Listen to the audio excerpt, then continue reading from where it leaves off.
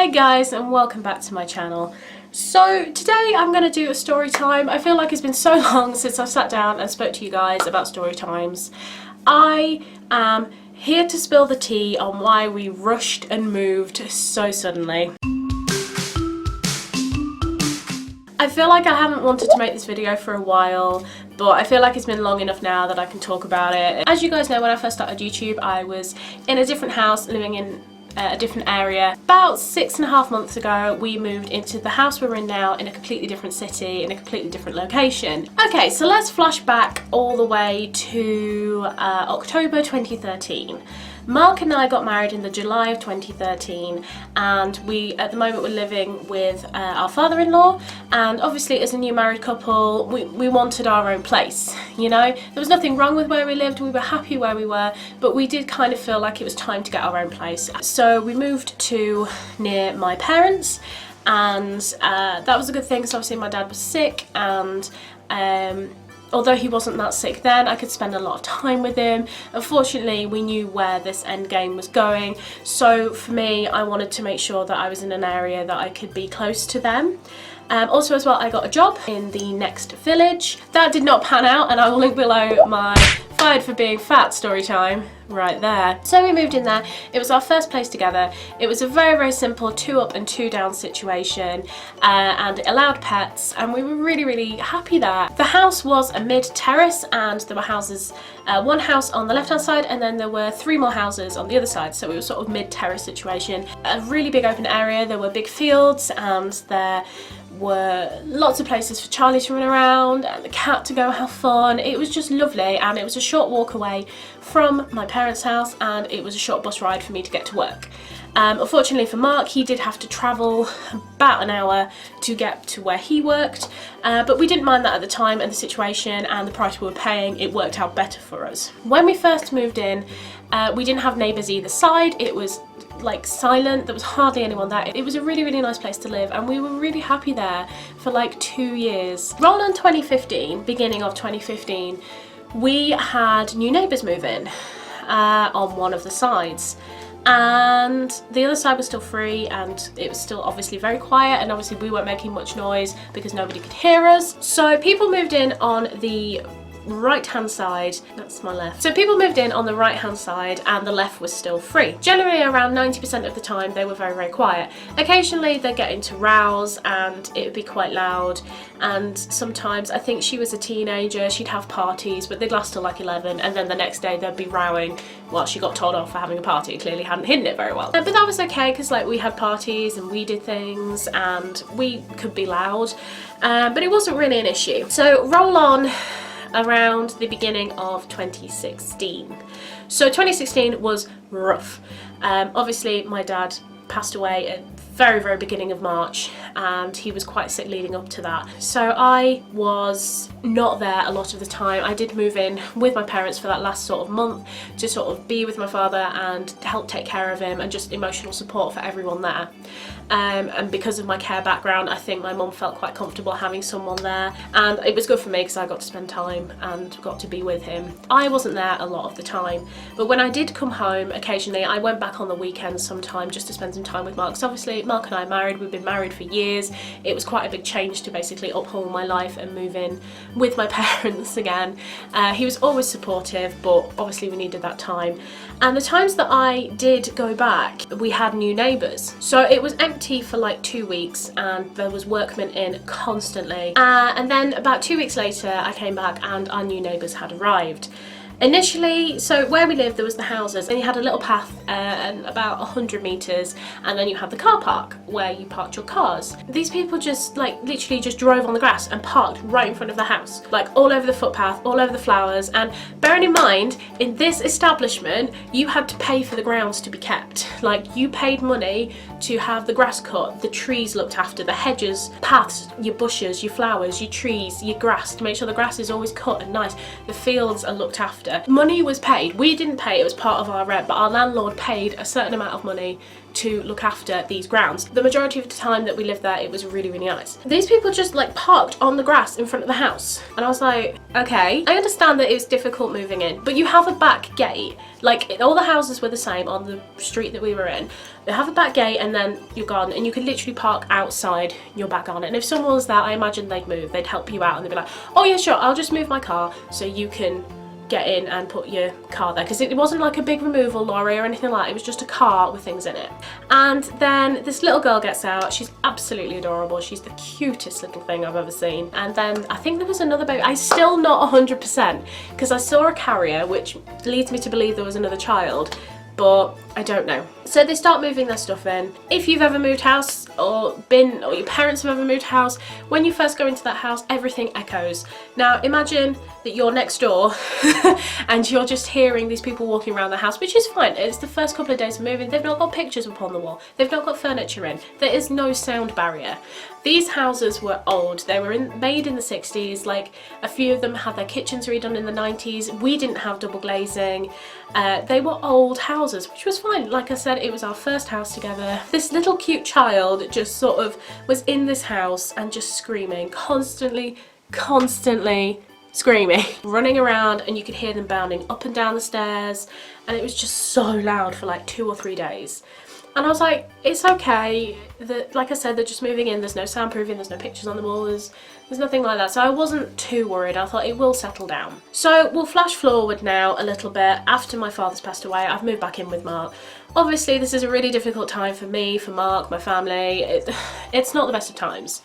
I found myself sleeping quite a lot. I feel like that definitely is a fantastic way to sort of move forward and recover from the depression and the grief of losing someone. So I slept quite a bit. At this point I was not working at that establishment anymore. You guys know the deal with that. So I was working from home at this point, so I did have the luxury of being able to sleep in a little bit longer. We realised that they shouted an awful lot. Like, the way I'm speaking to you now, obviously my voice is elevated because I'm projecting, I'm in front of a camera. Any rule of acting is that you project, which is what I'm doing right now. But I felt like all they ever, like, sat on the sofa watching television. I couldn't hear their television, but I could hear them discussing what they were watching on the television.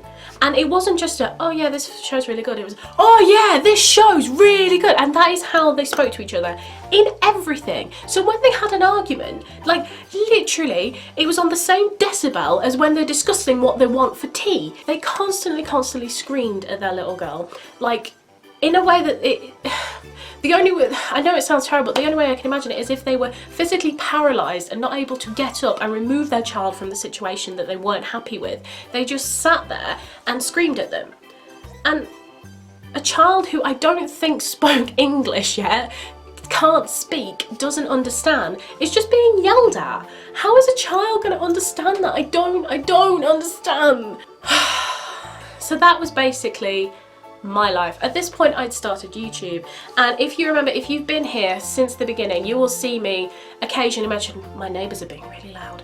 I'd have to stop for 10-20 minutes in the middle of filming just so they'd stop speaking to each other. And I say speaking, they're shouting. I often thought, you know, maybe it's because these houses are older, they weren't built brilliantly, and it's just the way the house is. So some people move into the left-hand side. Never heard a thing, not one thing. And I can remember before we left, I spoke to one of them and just sort of said, have you heard us over the past, you know, few months that you've been here? Have you heard us? And they said, no, we haven't really heard anything. And they said the occasional party sometimes we hear you, but generally, no, we haven't heard you. They did hear the ones next to us. So that's them, us, and then this other couple with the speech shouting. I'm getting really irate. So fast forward all the way to around August time, Mark and I are starting to get back into our normal lives. We are looking at moving at some point in the future. Mark was travelling a ridiculous amount and it had really worn him down in the past 3 sort of years, and I said, right, I can work from anywhere, let's move closer to your work now. My dad had passed away by this point. My mum was slowly getting back to her sort of routine and life. It was time to move for Mark. We started looking, and in the area we wanted, there were houses coming up left, right and centre, but they either didn't accept pets or they weren't big enough for us. We looked and looked and looked and we couldn't find anything, but it was a slow thing. We were like, well, we're happy where we are, it's not an imperative thing, let's, you know, just see how it goes. Fast forward a little bit more to the end of August. So our neighbours decided that they now, when communicating, just shouted at each other, now like to be in the garden at 6 AM. So they'd go out in the garden and they'd be shouting and communicating, screaming at their little child, and I cannot even tell you the state of their garden. Now, our garden was not good. It was awful. Like, I wouldn't go around and say, hey, look at our garden. Like, I'd be like, don't look at it, it's awful. So imagine our awful garden. Theirs was literally a rubbish tip. Their bin was turned over. Like, you know, if you're from the UK, right, your big black wheelie bin, just over, and then they just lobbed their rubbish on top of it. Literally just rubbish all over the garden, in which their little girl went out and played every morning at 6 AM with the mother on the patio, smoking her fag, which probably she just lobbed in the rubbish, which could have caught fire. And this was every weekday and every weekend, every single day. I know what some of you are thinking, 6 AM, well, I get up at 4 every day. That's fine, you know, I get up at 6 some days anyway, you know, doesn't matter, I can get up in the morning. So I was like, oh, this is annoying, but we can deal with it. So then they started to have more arguments, more shouting, and this sort of period then started to go on for longer. So whereas they used to go to bed about 10, 11 o'clock, we go to bed, then we'll be up at 6, that's fine, that's a decent night's sleep, you know, it's okay. Then they started going on till about 2 or 3 in the morning. Bearing in mind, I'd been up since 6 because of the shouting, and they're in the garden, I can just hear it all day, so I can't even concentrate. My pets are going bananas because they don't understand what's happening. They're screaming at this poor little girl, and now they're going on till, like, not just till 10, 11 o'clock at night, not even midnight, 1 o'clock, 2, 3 in the morning. I don't know whether just one of them got up to go with the other baby that I never saw and shouting at that child to be quiet at 3 in the morning. Can I just also say, I never heard that baby cry. Never, ever did I hear that baby cry. I didn't even hear the little girl cry. I didn't even hear any of that. All I heard were these parents shouting and screaming at their children. Even if you're talking to the 1.5-year-old, 18 months, something like that, she is going to understand a small element, but not enough what they were saying to her. And they were swearing at her. She's not going to understand any of these things. But if they did, in that little carrier, have like a newborn or a younger baby, how is screaming at a baby to shut up gonna help anything? I think this is the angriest I've been in a while. So that just continued for days and days and days and days, then weeks. And it was one morning, Mark and I woke up on a Sunday morning and they'd been up until 2, 3 in the morning. They'd been playing music extremely loudly, screaming at their children all through the night, and it was 6 AM again, and they were out in the garden and they were swearing and lobbing things around. Woke up at 6 AM, woken up to the shouting of, you know, so-and-so, effing this, effing that, stop doing that, like, just get up and stop your child from doing it. That happened, and Mark and I just sort of rolled around to each other, and we literally, it was, if you've ever been in a relationship or ever have someone really close to you, and you just say exactly the same thing, and literally it was just, we have to move. We have to move, because neither of us were sleeping. We were getting ratty with each other. We were so unhappy in this situation. It was just, I can't even explain to you the level of noise all through. Like, it was like having a child of our own. But again, I say, we didn't hear the baby. We didn't hear the little girl. We didn't hear these children that they were screaming at to shut up. We just heard them. So Mark and I decided we were going to move, and then this huge hunt started to find a house. We were so fortunate that we managed to find a house in a couple of months and move in a couple of months. We were so desperate. We went way above what our budget was going to be, but we just had to be out. And everything worked out for the best. Like, I feel like I'm at a point where I can talk about this, because before I was like, oh god, what if we have to move back there? What if we end up in a worse situation? What if we lose this house? What if we blah blah blah? It was just, I was so worried, but I feel like we've been here now for a long enough time that I think the landlord's happy with us being here.